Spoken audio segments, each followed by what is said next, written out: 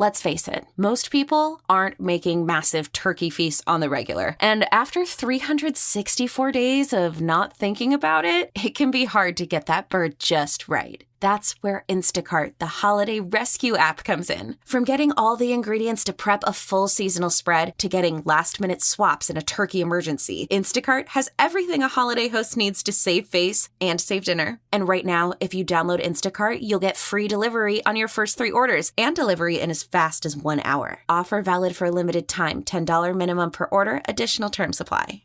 Reimagine this holiday season with more capability and more adventure in Kia's Ever-Ready lineup. This winter, gift yourself what you really want during Kia's Season of Giving Back sales event. Kia is offering great deals on the capable Sorrento and the spacious Sportage, and deals on even more vehicles like the all-electric EV6 and the fun-to-drive Forte. So visit your local Kia dealer and explore all your newfound possibilities by enjoying Kia's Season of Giving Back. Kia, movement that inspires. Call 800-3334-KIA for details. Always drive safely. Event ends 1/2/24. Stand by for an urgent bulletin.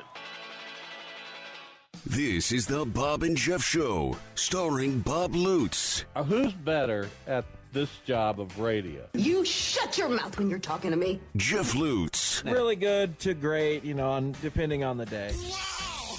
Hey! Isn't that exciting? 97.5 and 1240 KFH. It's showtime, baby! You'll go wacko, bananas, nuts, crazy, unbelievable!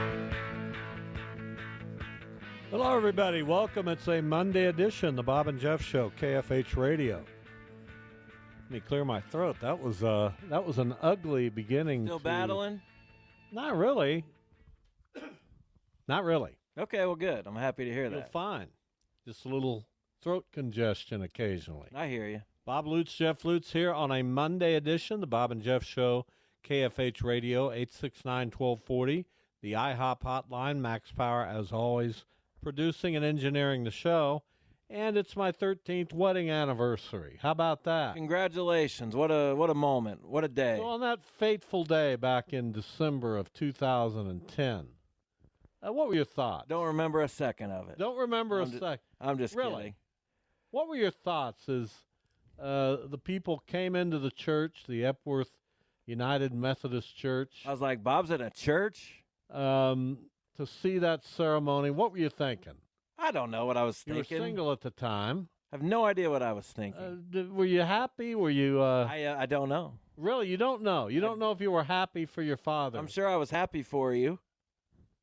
I'm sure I was thrilled for you. How'd you feel for I was Debbie? the best man. Oh, Debbie, that was fantastic. Felt a little sad for her, but... Why is that? No reason. Well, she's a wonderfully lucky woman. No question. Let's just say that. 13 years. That's a drop in the bucket for a lot of people. It is. My friend Randy has been married longer than that. Especially my age. But, hey, I'm thrilled about it. Well, if you add them all up again, you get to a bigger, about 16. Don't worry about add all 4 up. I found the right person for me. I'm glad. Yeah. I'm happy for you. I also won the picks. Good. 7-2, 35 points. I don't believe it, but Kansas City was an easy one. Duda and Max. And Baltimore was an easy one.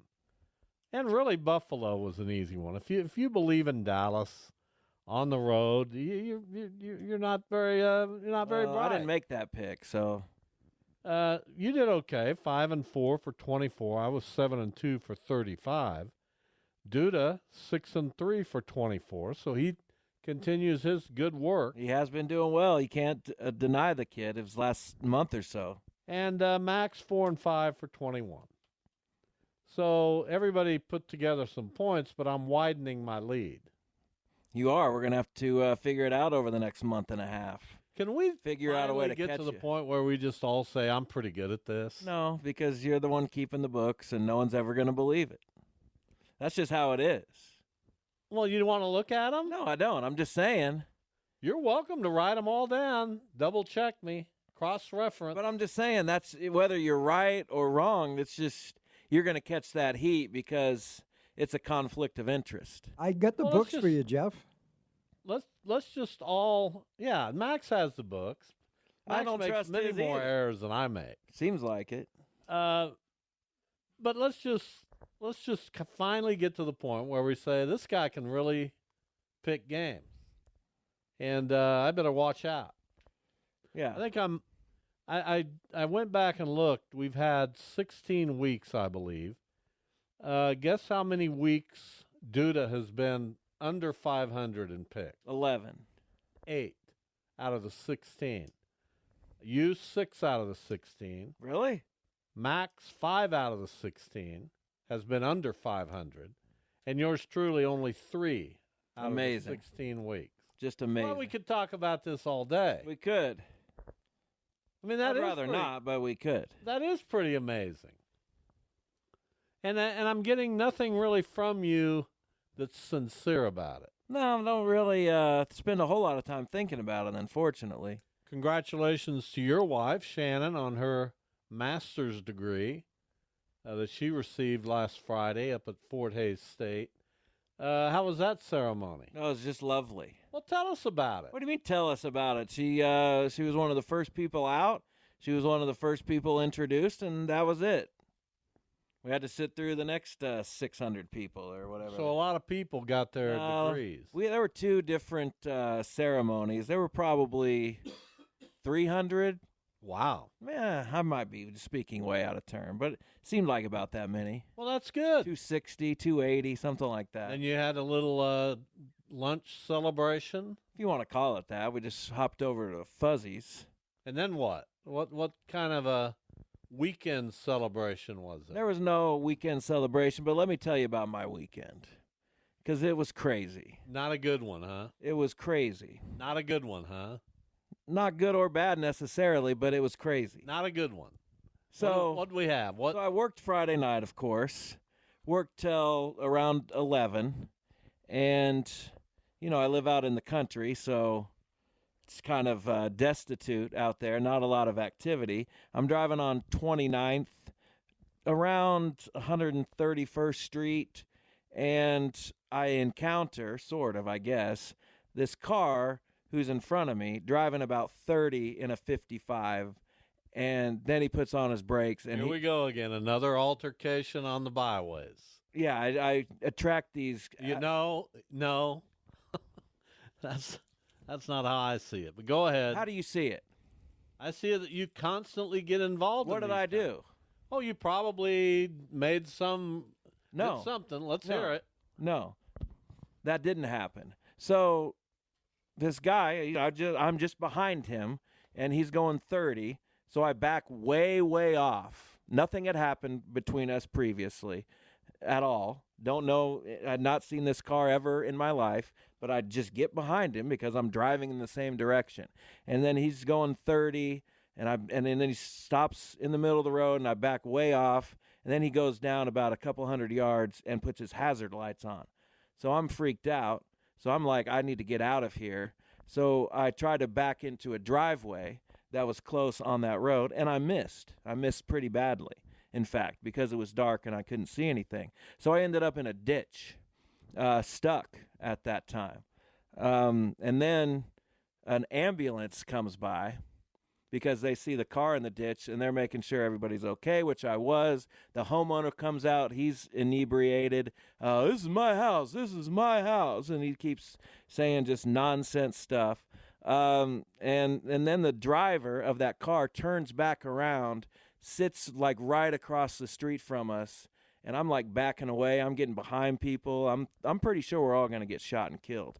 But I don't see him, but the ambulance people, the paramedics were like, yeah, he freaked us out too. He has these crazy eyes. Eventually he goes and just sits on the street next to the one that we're on. So like the side street, he's just sitting there with his hazard lights on still. He's just sitting on the corner. And then the police come, finally, thankfully, and they're like, well, we could get you a tow truck, but it would cost more. And then the other cop says, well, we could just help you back out of the ditch and onto the driveway and get you out that way. So they did that. And I got out of there at about midnight, and I didn't like that experience. That was not a fun experience for me. I don't even know what to say. I absolutely don't even know what to say. I've never seen anyone get into more of these situations. Yeah, I don't know why that happens to me either. You gotta. There's some accountability. I don't know. What did I do? I don't know exactly what it is. There is no I accountability. don't know what you did. Even the people out there were saying, "Oh," because the guy was going crazy, the homeowner, and the guy was like, "No, I think he's a victim here," and I was. I'm not really a victim necessarily, but that guy was crazy, and I don't know what he was about to do. So I wish I could have gotten out of there, but I didn't. And thankfully, I lived through the experience. And then Saturday, actually, we had illegal hunters on our property. Well, what'd you do about that? They had told my wife, I slept through basically the whole thing. My wife went out to yell at him, had her dad, who's the owner of that part of the property, on the phone, telling him, "You can't hunt here. It's our property." Well, the tenant farmer said we could hunt here, but it's not the tenant farmer's land. So if it's our family's land. So they didn't leave, and we had to call the sheriff to come out and get him out of there. And did the sheriff come out? Yes. It was a very slow process to get these people out of our property and away from our home. Just a overall disconcerting everything couple days. Maybe that's part of living in the wilderness. I'm never going down 29th Street again at night ever because there's nothing, there's no light. I don't know who's out there. It's scary, and not doing it ever again. Well, I'm surprised you did it in the first place. Well, 29th is just easier to get onto because it's K96 and get off on Ridge and then go to 29th. But now I'm just going to go to 21st. Well, there you go. And I hated it. Listen, congratulations, I guess. There's nothing to congratulate me about. I don't know what the reaction should be. I honestly don't have a reaction. And then I driving more home Friday, I'm behind this other guy who's going below the speed limit, and he turns on our street. So I'm like, I'm not going to turn and make this guy think I'm following him. So I had to go all the way to 267th, back to 21st, around. It was just horrible. It was just horrible. Well, you still seem rattled by the whole thing. I wasn't really ever rattled except for the part. Sounds like you were pretty rattled. I was, but I wasn't like, I didn't take a whole lot of it home with me. Just, told my wife what happened, went to sleep. Well, there you go.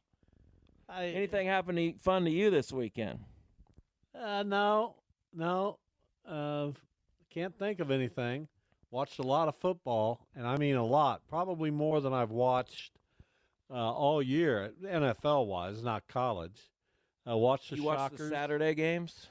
No, I watched the Shockers on Saturday. Didn't see KU, but was able to see the Shockers.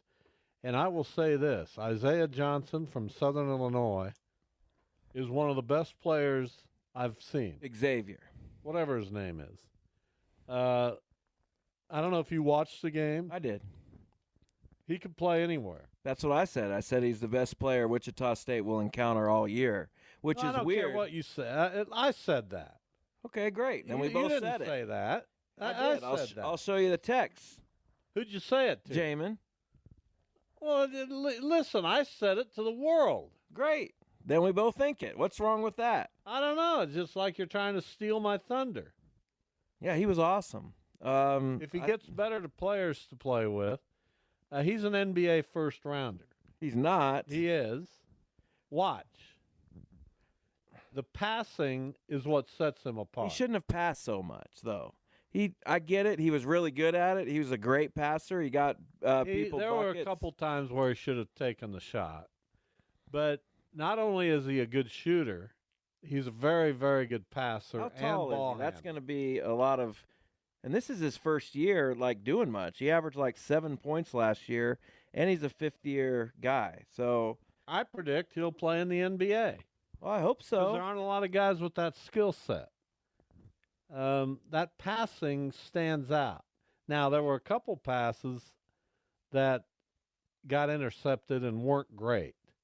But my goodness, as much as he has his hands on the ball, and to be able to do what he does, the Shockers made a very good defensive play to swat his final shot was excellent. away because I didn't think there was a chance they were going to stop him. I didn't think so. I thought he'd get to the bucket and either get fouled or score. He's listed at 6'1", which means he's 5'11", which means he'll be playing in Turkey. But no, you're he's wrong. Still really good. You're wrong. There are a lot of 6-foot guys in the NBA. It takes a dog mentality. Not that he doesn't have that, but he plays a little like Trae Young. Not saying he's as good as Trae Young, but he plays like Trae Young. A little bit. And I think there's a place in the NBA for He doesn't this have guy. the shot. Is he a better player than Craig Porter? Craig Porter's really good. He's already averaging. A better player than Craig Porter Jr.? No, I'm going to say no. Well, that's utterly ridiculous, and I love Craig Porter. Craig Porter has things that Xavier Johnson doesn't have. What is that? Defensive capability. He's got size. He can this rebound. Kid play defense. He's 5'11". Porter's 6'1". I mean, what is he? 6 something. I mean, he's not like a big 6'4"? guy. I like this kid. I do too. If I'm an NBA scout and I'm picking down around 25 or so, or even in the second round, I'm all over him. Well, then you might have a guy. We'll see. Craig Porter, 6'1". Right, that's what I said. Plays bigger. I haven't seen a mock NBA draft. Well, I look at him occasionally, but they're rarely updated. This guy's just don't know how a fifth-year senior is going to get. Because he's good. He's good now. That's why. I mean, I don't know. I never thought I'd have an argument on this one. I thought I'd just sail through. Well, we'll see. I mean, I doubt that any mock draft you find right now will have him listed. Sometimes these things take a while because there's not really a definitive mock draft guy in the NBA who does it regularly. Well, again, I like the kid. I think he's really good. I'm looking at Bleacher Report, and they don't follow, as far as I can tell, they don't even follow college basketball. All they follow is the high Division ones, and that's too bad. I know the scouts and NBA teams put a little more into it. Am I right? I would hope so, yes. So anyway, I like the kid. I thought the Shockers played a good game. Colby Rogers really heated up. Xavier Bell, who's a different player this year. Very different. They played pretty well offensively. Defensively, especially after the cold stretch for Southern Illinois, they didn't do a whole lot, but they held on. Hard to guard that kid. And they don't have a lot of other talent, but they do have enough talent to where they can catch his passes and score from the paint. Because that's what they did a lot of. It was a fun game to watch. And the crowd seemed to be into it. And good for the Missouri Valley Conference. That team picked 9th. They're not a 9th place Valley team. Absolutely not. They'll do much better than that. So I'm looking here, and I'm down to number 15, which, by the way, Kevin McCullough is in there going to the Pelicans at 15, according to the Bleacher Report. He's a good player. He is. We like him on the Pacers because we have no defense. Your team is starting to fall apart just a little. It's pretty sad. Well, but when you don't play any defense, it's embarrassing. They play none. You know it's going to catch up to you, and they're not a playoff team because teams actually start caring about defense in the NBA postseason. Here's what we have for you today at 2:25, just around the corner. John Ontjes, the head women's basketball coach at Hutchinson Community College. We had Mike Helmer from Butler last week. Butler and Hutch play right after the break. Both unbeaten. They play over in El Dorado at the power plant. So some equal time for the Hutch coach and former Nickerson High standout and University of Oklahoma point guard, John Ontjes. At 2:45, Tim Fitzgerald from GoPowerCat.com. K-State Twitter has worn me out. I'm going to talk to Fitz about it. I get all this stuff, man. Such as? You know that for you on Twitter? Yeah, I don't ever partake in that. It's overwhelming. How do you get rid of it? You don't. You just click over to following, and then you're done. Why do they do that? Because they want to expand. I don't know. Who knows? Why does Twitter do anything? It drives me nuts. Twitter is an absolute embarrassment. Every time I make a comment or a post on something, I immediately get a like, quote unquote, from one of those fake model accounts. Well, sure you do. I hate that. Well, it's a joke. So why are we doing it? Why are we on I don't know why we're still on Twitter. Nowhere in the first round for my friend. What's his name again? Xavier Johnson. Didn't make it. Didn't make the first round. Sorry to hear that. Yeah, it makes you me. You could just search for his name, but you wouldn't want to do that. No, I like to see all the names. Yeah, you want to scroll through all of it. So I'm looking now through the second round, and listen, this is just crazy that they don't have him listed. But I probably know better. Probably. Max, let's take a break. I'll keep looking. Tomorrow on the show, we got Paul Mills, and I want to ask him not only about his team, but about that kid for Southern Illinois. See if he validates what I'm trying to put out there. I bet he does. I bet he does. Oh, for sure. Look forward to talking to Coach Mills tomorrow at 2:25, followed by Wichita State Athletic Director Kevin Saul at 2:45. We'll be back in a moment. We'll talk with John Antjes, the women's coach at Hutch Community College.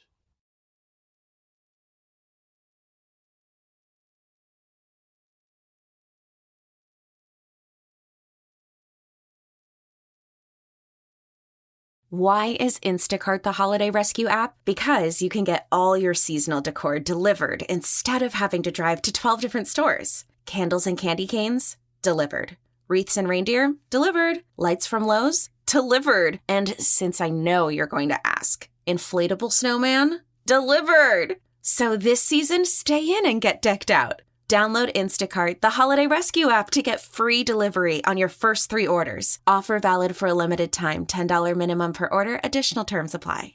Reimagine this holiday season with more capability and more adventure in Kia's ever-ready lineup. This winter, gift yourself what you really want during Kia's Season of Giving Back sales event. Kia is offering great deals on the capable Sorrento and the spacious Sportage, and deals on even more vehicles like the all-electric EV6 and the fun-to-drive Forte. So visit your local Kia dealer and explore all your newfound possibilities by enjoying Kia's Season of Giving Back. Kia, movement that inspires. Call 800-3334-KIA for details. Always drive safely. Event ends 1/2/24.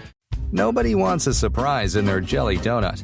It's toothpaste? That's because the middle is the most important part. At Graybar, we're at the middle of electrical and datacom jobs across the country, connecting installers, facility managers, and business owners with smart solutions for their most challenging projects, which means stocking and delivering crucial products on time and on budget with no surprises, thanks to our nationwide logistics network.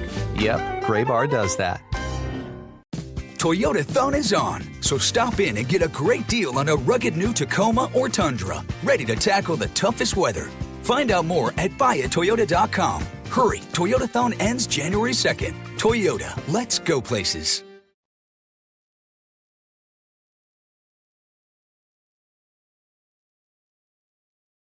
.1240 KFH. John Antjes joins us from Hutchinson Community College. He's the head women's basketball coach. He's having that team is having another really good year. They're unbeaten at 12-0. They go over to El Dorado on the 3rd of January, right after the break, to face 12-0 Butler Community College in what is an attractive game, to say the least. John, welcome. How are you? I'm good. Thanks for having me. So it's fun to have that going on with not only Butler, but Dodge City's very good. Both Butler and Hutch own a 2-point win over Dodge City. Looks like a really competitive Jayhawk JUCO conference. It is. I think this is probably the most talented from top to bottom since I've been here. There's a lot of great teams, a lot of great players, and it's been some pretty good basketball. So, obviously in the Jayhawk you play a lot of league games early, but you sprinkle in some non-league games. So I'm just kind of curious about how you go about making the schedule or how the athletic department does. Do you try to face really good teams? Do you try to face teams that are in the region or maybe just available on the same days you are? What is it? What goes into building a non-conference schedule at that level? Well, I think that a lot of that depends on who returns and how many returners you have from the prior year. But you like to challenge your group. You only have 6 games to get ready for conference play, which starts the third week of November. So you really got to gain some confidence with your team. We also try to play as best competition as we can, just because those games really matter when it comes to the end of the year. You're kind of looking for some competitive games outside your league, so that when you get an opportunity to maybe get in at large, if you don't win the region, your strength of schedule can really help you with that. Talking now with John Onchus, longtime Hutchinson Community College women's basketball coach, former high school star here in the state of Kansas at Nickerson, played collegiately at Oklahoma. So they're Butler, and I don't want to belabor your game with them, although it's very interesting to me. They have obviously an outstanding team, and they have a person that kind of spearheads everything, a scorer that averages around 21 points per game. You have, it seems, a little more balance, although you got a really interesting freshman in Kiki Smith out of Topeka. We've been following her for a while. We knew she would become a very good college player. Is she ahead of schedule for you? I don't know if she's ahead of schedule. We anticipated her being, a kid that we could really count on for scoring points for us. You really never know how a freshman's going to come into the league. But Kiki has been, tremendous for us. She can score at all 3 levels. She's, just someone who we've really leaned on this first half of the season. And she's just been, a great surprise for us.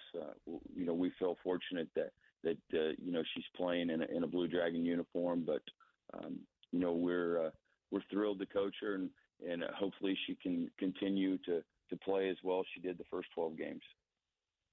Do you feel like you learn more about your team based on a 2-point win like you had against Dodge City, or the other results which have been much more lopsided? And what do you feel like you have learned about your team over the first 12 games? Well, definitely you learn more about your group, when you're in a tough game. That game at Dodge City was very competitive. Landon Steele does a wonderful job with Dodge's team, and we were very fortunate to win the game. But it was really a learning experience for our kids. And I feel like that, road and playing your first conference game really gave us a lot of confidence down the road. We had a lot of kids, step up. We finished the game with two freshmen on the floor, so that really helped them as we go along. To be in a game that's close and that you have to get defensive stops and you have to execute offensively. So that game only made them better. Talking with John Onchus, Hutchinson Community College. So I want to go all the way back to your graduate assistant days back in the mid-'90s when you worked under Kelvin Sampson at Oklahoma. What did you gain from those couple of years under Coach Sampson, and how much does that still hang with you today, John? Well, I think everyone that I've played for, I've tried to add and use, their strengths. With Coach Sampson, obviously you watch his teams now, and they're really physical. They're always a great rebounding team, and defense is stressed, constantly. So that's something that I really learned from Coach Sampson's teams is how physical you have to play. The rebounding aspect is very important, and so we really try to work extremely hard with our groups to make sure that we do a great job of boxing out, and we've dominated the boards. The first 12 games. That's been a great stat for us, and we're not a very big team, so it's something that we've taken from Coach Sampson for sure. You've been at Hutch quite a while, obviously. How much has physicality changed? If that's something that you took from Coach Sampson, how much has that changed in the women's game? Was it always a pretty physical game? Obviously, the athletes are getting better in every sport, but in women's basketball too. So has that been an element of the game that you've seen ramp up over the last few years? Yeah, definitely the kids are a lot more athletic. In our women's game, it doesn't get extremely physical because the officiating to officiate our game, hand checking and those types of things, you are not allowed. So it is a much faster game. The kids continue to get bigger and stronger, and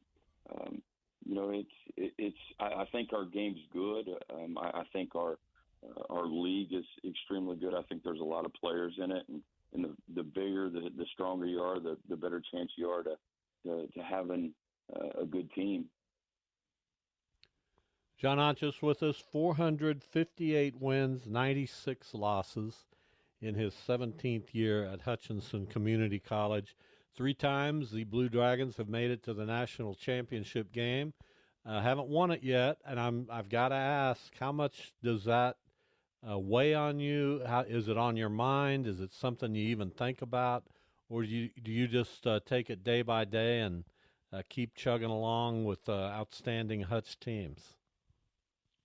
Oh, I don't know. I mean, it's not something that I dwell on.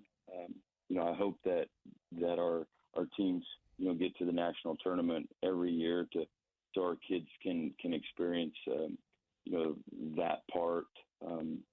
We obviously are striving to get there, but it takes a special group. We don't take for granted the 3 opportunities that we've been in that game, and we always hope to get back there and hopefully bring a title to Hutch. What has the transfer portal changed junior college basketball at all? The way you recruit, we know that sometimes Division I players go back to junior college, or they start in junior college to end up in Division I. But are you seeing more transfer activity just from the portal to junior college basketball, or is that not a trend yet? Well, I think the trend is less and less Division I kids are coming to community college after being at that level, and I think you'll continue to see that. There's less and less Division I kids that are transferring back to community college. I think NLI has a lot to do with that, and just when a kid gets the taste of that Division I level, they really have a hard time dropping down to the 2-year level. Final moments here with John Anchus from Hutch Community College. So you've had all this success, John, and you're obviously a tremendous basketball mind. You've proven yourself as a recruiter, as a game coach. Your team this year is averaging 85 points per game. You check all the boxes. What keeps you not only in the women's ranks at the junior college level, but at Hutchinson? What is it about that place that is special for you? I know it's on the cusp of your hometown, so I presume that's one of the things. Sure, that's one of the things, and Hutchinson's such a great place. it's a great community. We've got great leadership with our staff. You know, Josh Gooch is our athletic director. He does a wonderful job. You know, we're able to be competitive, you know, each and every year. I just think it's a great place. We've got great facilities. Kids get a great education. Our community, you know, supports our program. And, you know, what more do you want than those things? A lot of people, you know, reach that level of happiness that you have and contentment, but they feel a churning inside that they want more, that there should be more. You've avoided that. How is that possible? How do you do that? I may be asking you the same question again, but I'm just curious about it. Well, I mean, I first of all, I love winning.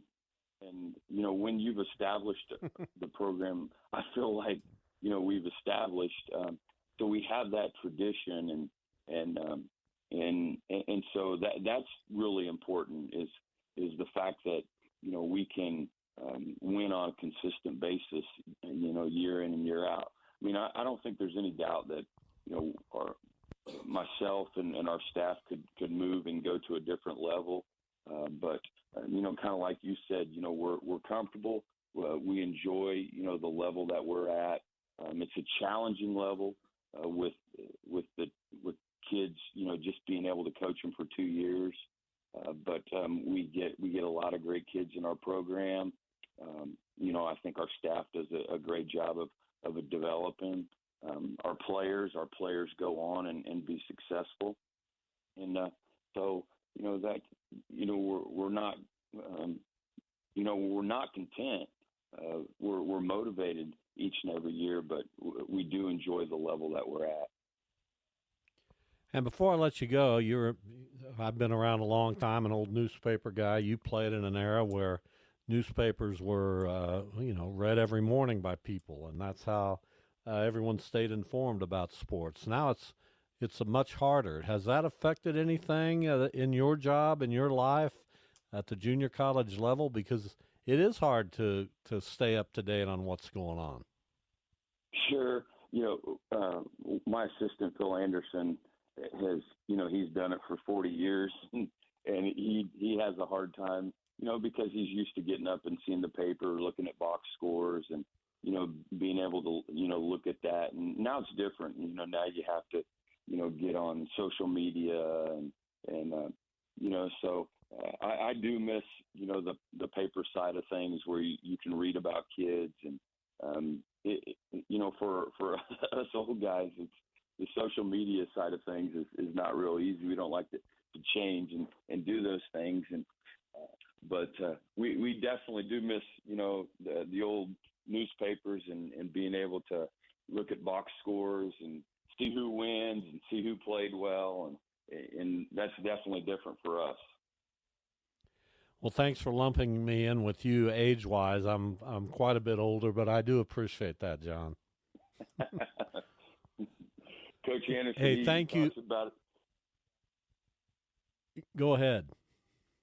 Coach Anderson, he talks about that, you know, weekly is how much he misses, you know, the paper side of things.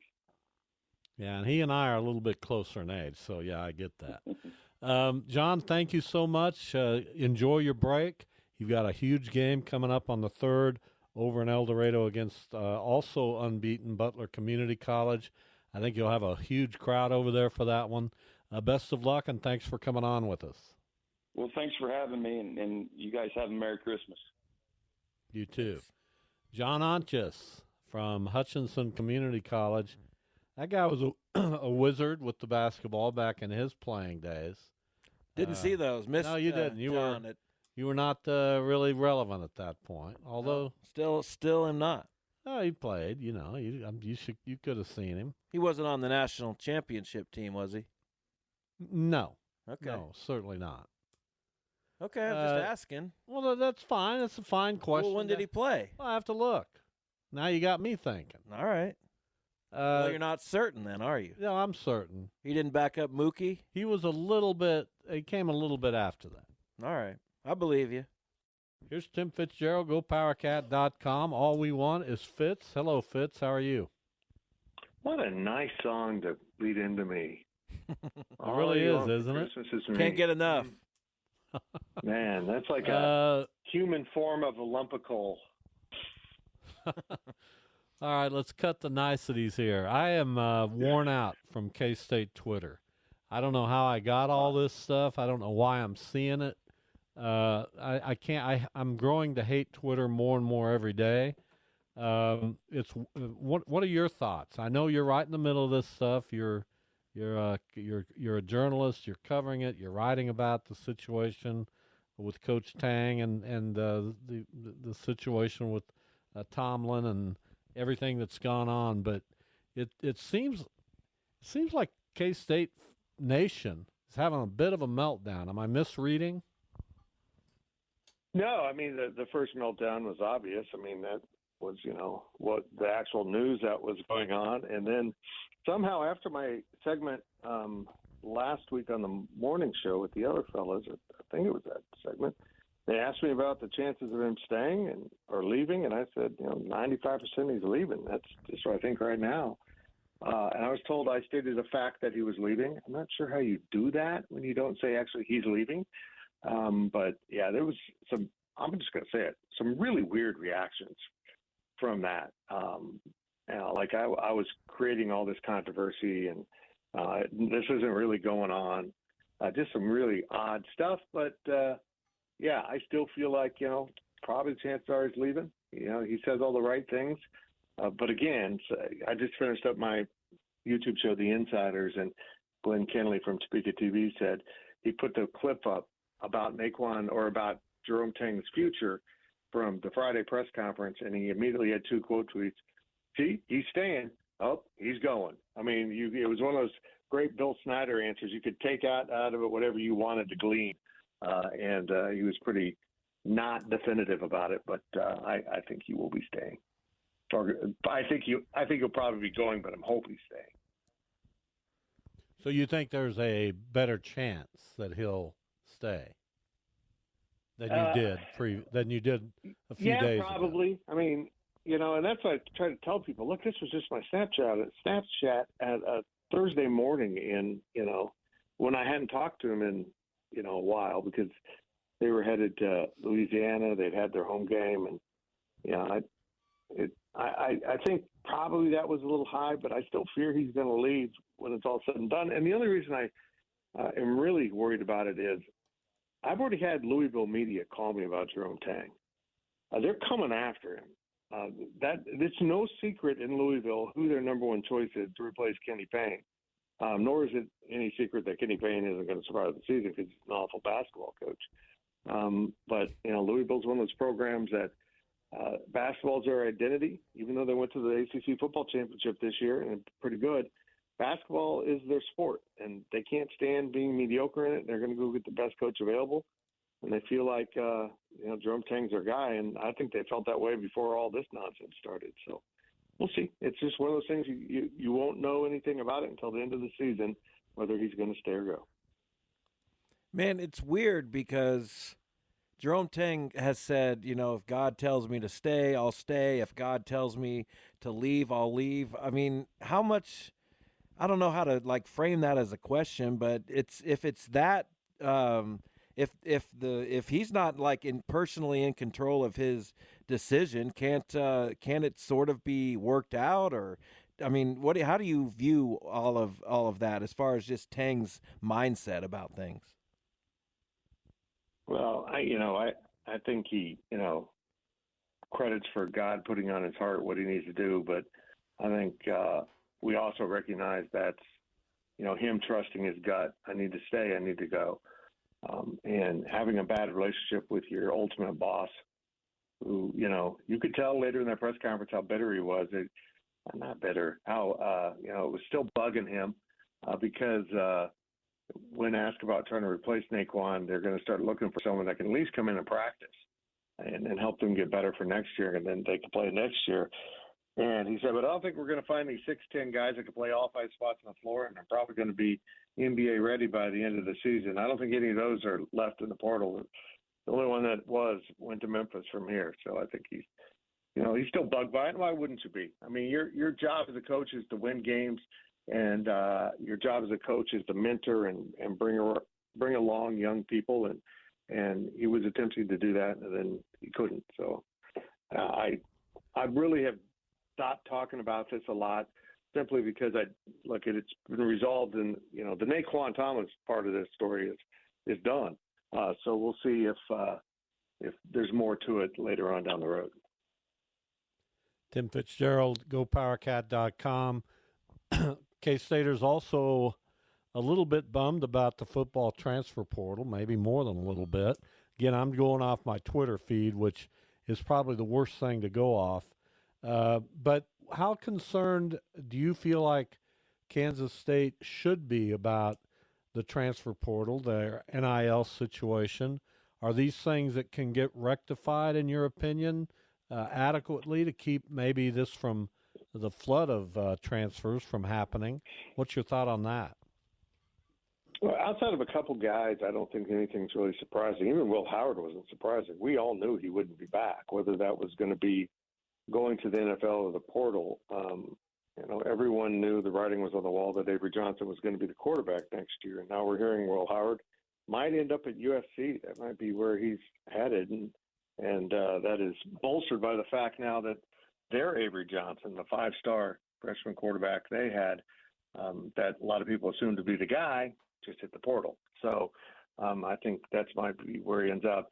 The one that really hurt me was Kobe Savage. I mean, this was a captain. This was a guy who, just was a really good locker room guy and felt like, he was a team leader. So it's not just losing a good safety, it's losing a good leader. But it looks like he's going to end up at Oregon, so I'm sure his NIL will be increased.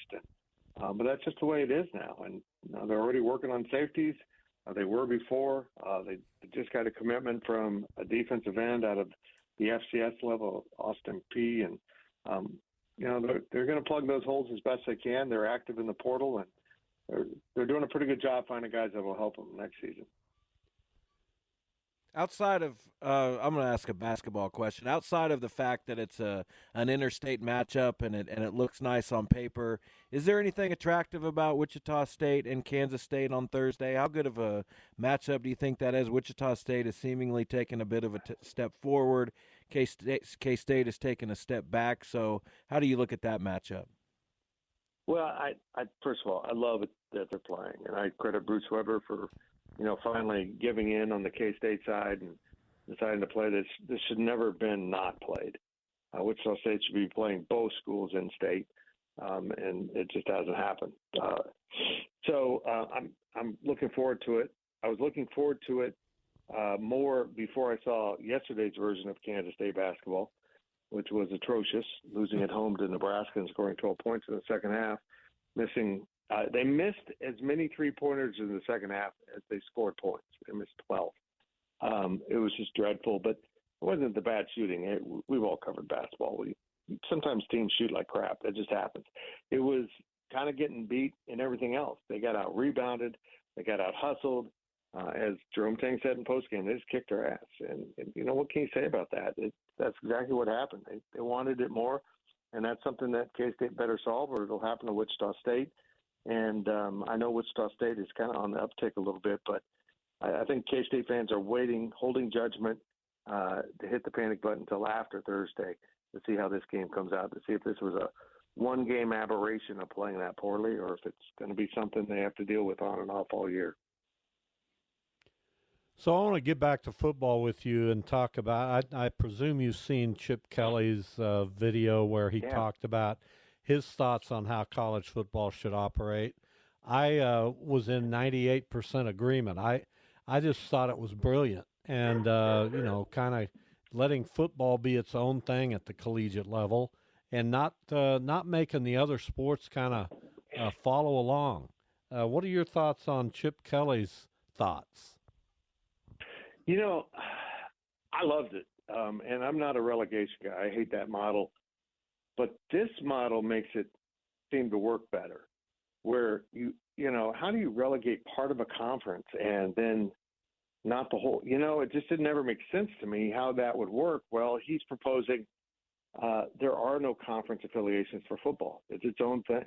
And then you can go back to your regional, alignments for every other sport if you want to, which makes a lot of sense. But, you'll have 64 teams in the upper level of college football. Everyone else will be, like in the lower classes of football. And he didn't really spell out how to do it, but eventually teams will move down and teams will move up, and they're going to be scheduling within their regions and then playing games outside of their regions.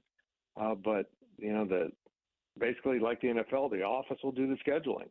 They'll tell you who you're playing. I really liked it, and I've never wanted relegation in any form, but it gives programs access up if they're good enough, and it moves down schools that just frankly shouldn't be there.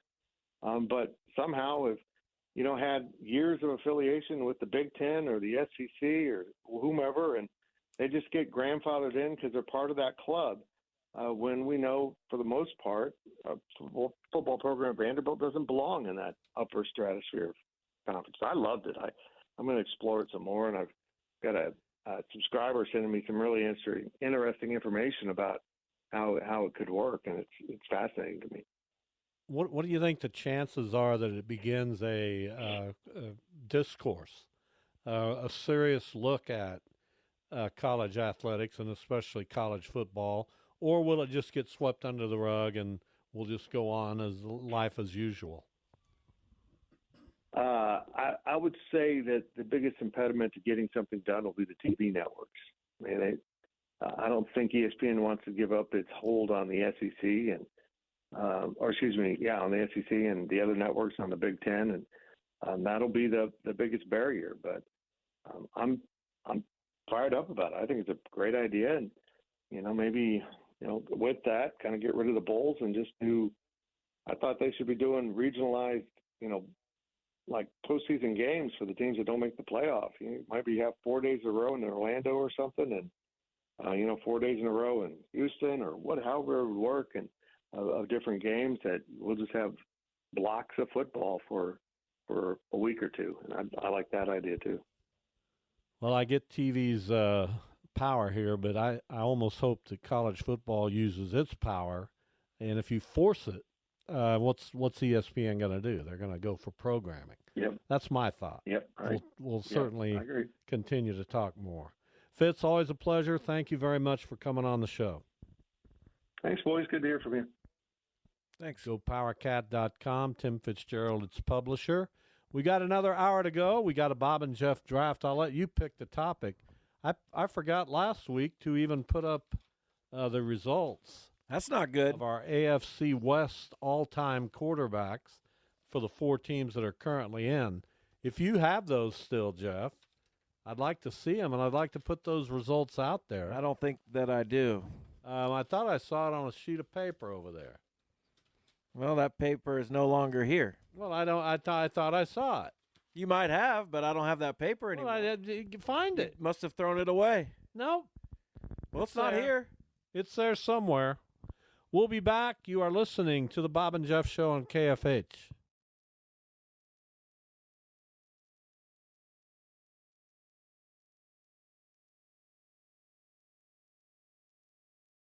Why is Instacart the holiday rescue app? Because you can get all your seasonal decor delivered instead of having to drive to 12 different stores. Candles and candy canes? Delivered. Wreaths and reindeer? Delivered. Lights from Lowe's? Delivered. And since I know you're going to ask, inflatable snowman? Delivered. So this season, stay in and get decked out. Download Instacart, the holiday rescue app, to get free delivery on your first 3 orders. Offer valid for a limited time. $10 minimum per order. Additional terms apply.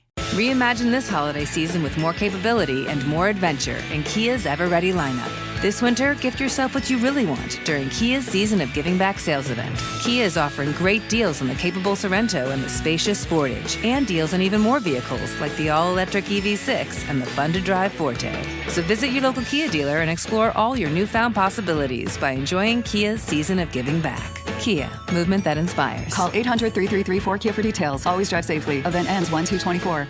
Says here that Gray Bar is a distributor. Yeah, we support electrical and datacom projects all over the country. So you can get me the products I need, where and when I need them? Yeah, thanks to our national logistics network. Any industry? Yeah, construction, industrial plants, schools, hospitals. So you could say Gray Bar is much more than a distributor. Yeah, you could say that. When you need a hand powering, connecting, or maintaining your operations, join the thousands of professionals who rely on Gray Bar to help keep them up and running. Yeah, Gray Bar does that. Every bag of FiberMax cotton has 220,000 seeds chock full of innovation, like advanced genetics for longer, stronger fiber, which means 220,000 reasons to hear, "You got what premiums?" And new Accent Flex technology for powerful weed control, which means 220,000 reasons to say, "Heck yeah, I grew that." FiberMax cotton from BASF. Innovation in every bag. Always read and follow label directions.